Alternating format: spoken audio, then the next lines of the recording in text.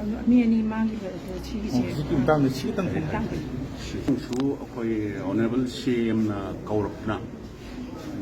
akwai masi akwai amabu blame game gi wan nataba akwai na tajabada so far kadai bowa chumba subject to confirmation haibata lairiba state ki lairiba central parliamentary force state force mayam singsi ahum dugi manungda amadi ngasi pawdasu yawi khabardasu yawi Assam Rifle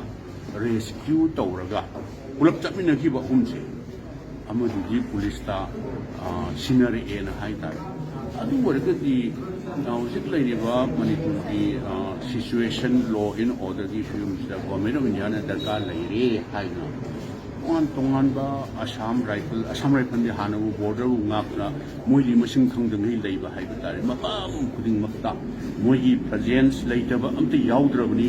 international border da khangde soida khangde amada khangde state government da law and order si mashi maintain tawda mateng pangnabana Bharat Sarkar na thari neba adu wargadi mi amabuna moina rescue tawraga chaminagiba ahumdumungda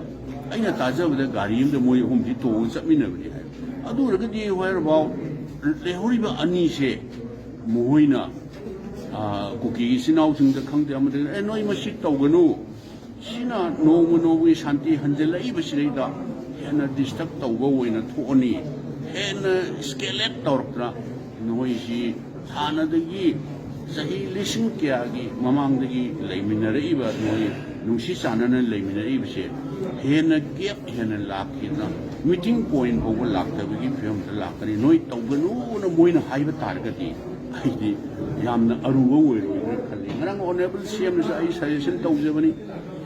masi koi state government na su hotna biriba state secretary na hotna riba sigi mathakta government of India da particularly Minister of Home Affairs honorable Home Minister ki intervention nama immediate intervention nama noi si tawganu yaroi suda leiba leitaba si tawganu noi sumaina khudong chaba launa da tawragadi Manipur ki laibak sidi yamna fibam chadaba da lakani noi tawganu haiba targadi aidi tagani haina khallena sumaina suggestion tawjaba. Thank you.